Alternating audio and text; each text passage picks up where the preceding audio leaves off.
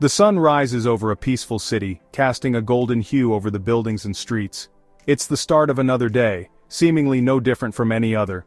Birds sing in the trees, their melodies blending with the gentle rustle of leaves.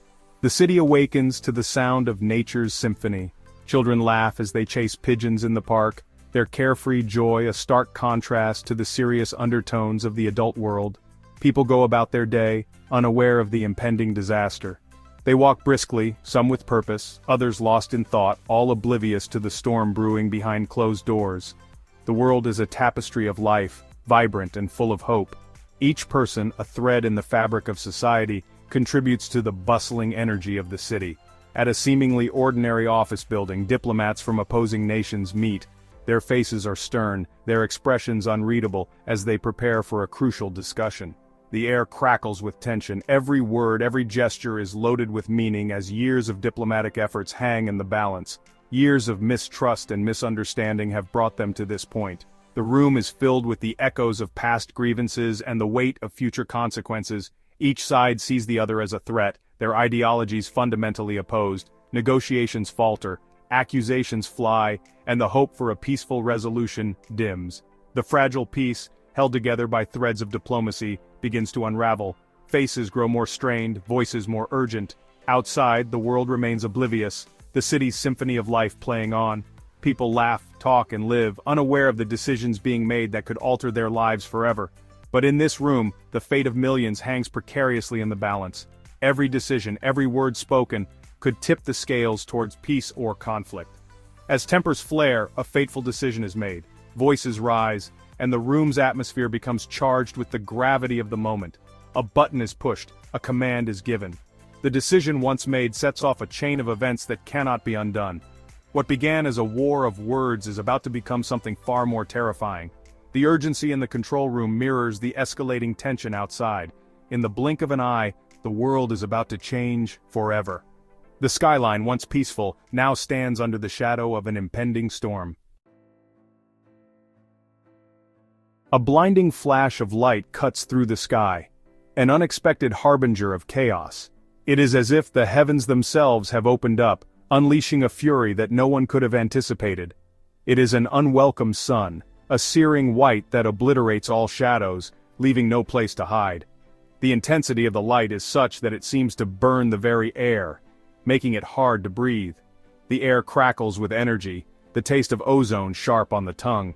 It's a sensation that feels both electric and suffocating, as if the atmosphere itself is charged with impending doom. Then, the silence. A split second of eerie calm before the fury is unleashed. It's a moment that stretches into eternity. A brief pause before the world is forever changed. The blast wave hits with the force of 1,000 suns, a cataclysmic event that reshapes the landscape in an instant. The sheer power of the explosion is unimaginable, a force of nature that shows no mercy. Buildings crumble like sandcastles before a relentless tide, their structures unable to withstand the overwhelming force. What once stood tall and proud is now reduced to rubble and dust. The ground heaves, throwing cars and buses aside like toys. The very earth seems to rebel against the violence, shaking and trembling as if in pain. Glass shatters into a million deadly projectiles, each shard a potential harbinger of death. The air is filled with the sound of breaking glass, a symphony of destruction. The city, once a symbol of human achievement, is reduced to rubble in the blink of an eye. What took years to build is destroyed in mere moments, a stark reminder of the fragility of civilization. Those who survive the initial blast face a new horror, the inferno. The heat is unbearable, a relentless force that consumes everything in its path. The intense heat ignites everything flammable, turning the city into a blazing inferno. Flames leap from building to building, fueled by the debris of a shattered world. Firestorms rage through the ruins, fueled by the debris of a shattered civilization. The flames are insatiable, consuming everything in their path with a voracious appetite.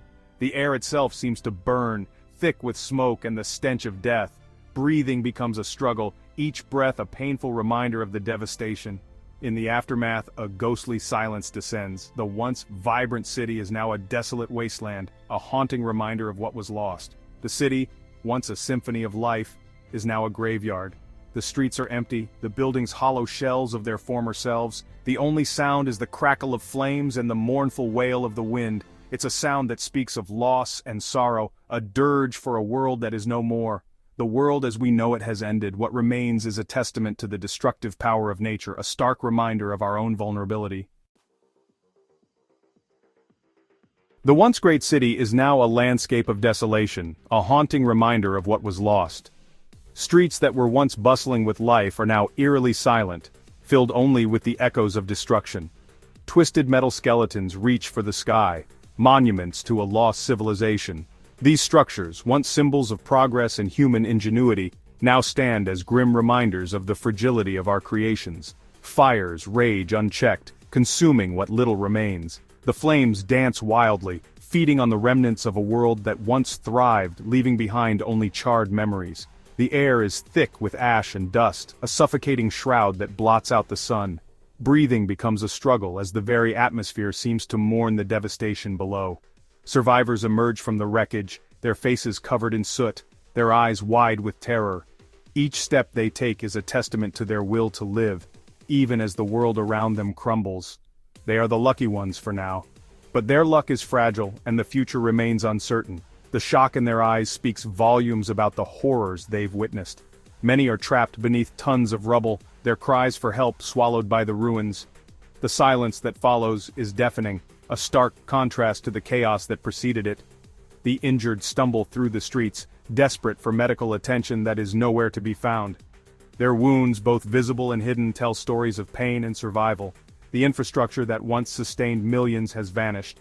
Bridges lie in ruins, roads are impassable, and essential services are but a distant memory. Power grids are down, plunging the city into darkness. The once bright skyline is now a void, a black hole where hope used to shine. Communication lines are severed, leaving survivors isolated and alone. In a world where connection was once taken for granted, the silence is now a heavy burden. Water and food are scarce, and the threat of disease looms large. The struggle for survival becomes more desperate with each passing day as resources dwindle and hope fades. In the shelters, fear and despair reign. People huddle together seeking solace in numbers, yet the anxiety in the air is palpable. Families huddle together, seeking comfort in the face of unimaginable loss. Their embraces are a small beacon of hope in an otherwise bleak reality. The world they knew is gone, replaced by a nightmare landscape of their worst fears. As they navigate this new reality, the question remains, what comes next? The devastation is not confined to one city, one country, or even one continent. The nuclear exchange has unleashed a global catastrophe, a chain reaction of death and destruction that knows no borders. Radioactive fallout, carried by the wind, spreads across the planet. Invisible but deadly, it contaminates the air, water, and soil. Crops wither and die. Animals sicken and perish. The very fabric of life is under attack. The skies darken as smoke and debris from countless fires rise into the atmosphere. The sun, once a source of life and warmth, is now a dim memory. Global temperatures plummet, ushering in a nuclear winter. The delicate balance of nature is shattered, replaced by a cold, dark, and unforgiving world. Section 5. Starvation and Sickness. As weeks turn into months, the true horror of nuclear war unfolds. The initial blast and firestorms were only the beginning. Now the survivors face a slow, agonizing death from starvation and radiation sickness. Food supplies dwindle and famine stalks the land. The weak and vulnerable are the first to succumb, their bodies ravaged by hunger. Desperate survivors fight over scraps, their humanity eroded by the primal need to survive. Radiation sickness spreads like wildfire. Those exposed to high doses experience nausea, vomiting, and hair loss. Their immune systems collapse, leaving them vulnerable to infection. Hospitals, overwhelmed and undersupplied, are little more than death wards. Section 6. A world transformed. The world is a shadow of its former self. Gone are the vibrant cities, the lush forests, the teeming oceans. In their place is a desolate wasteland, scarred by nuclear fire and shrouded in perpetual twilight. The survivors, hardened by unimaginable loss, cling to life in scattered enclaves. They have learned to scavenge for food, purify water, and protect themselves from the elements. But the world they inhabit is a harsh and unforgiving one, where danger lurks around every corner. The collapse of civilization has brought out the best and worst in humanity. Acts of incredible courage and selflessness stand in stark contrast to the brutality and despair that grip so many. The bonds of family and community once shattered are slowly rebuilt, offering a glimmer of hope in the darkness. Section 7. The Will to Survive. Despite the horrors they have witnessed, the survivors refuse to give up hope. They draw strength from one another, sharing their meager supplies and offering comfort in the face of despair.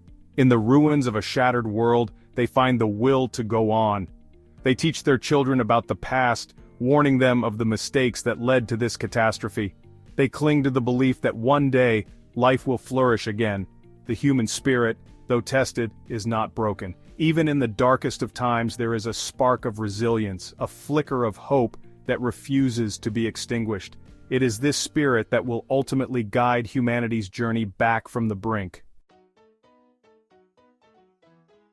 Section 8. Picking up the pieces. Slowly, painstakingly, the survivors begin the arduous task of rebuilding their lives. They clear rubble, plant crops, and construct shelters. Every small victory is a testament to their resilience, a sign that even in the face of unimaginable loss, life goes on. Knowledge is shared, skills are taught, and a new generation grows up in the shadow of the old. They learn to adapt to their changed environment, to find sustenance where others see only desolation. The lessons of the past are etched into their hearts, a constant reminder of the fragility of peace and the importance of safeguarding the future. Section 9. A future haunted by the past. The world will never be the same. The scars of nuclear war run deep, a stark reminder of the destructive power of human folly. But even in the ruins, life finds a way. The future is uncertain, but it is not without hope. The survivors carry with them the memories of a lost world, but also the lessons learned from its destruction. They understand that the choices they make today will determine the fate of generations to come. The path ahead is long and arduous, but the human spirit is indomitable. Driven by the will to survive, the desire to rebuild, and the hope for a better tomorrow, humanity takes its first tentative steps toward a future haunted by the past, yet illuminated by the promise of a new dawn.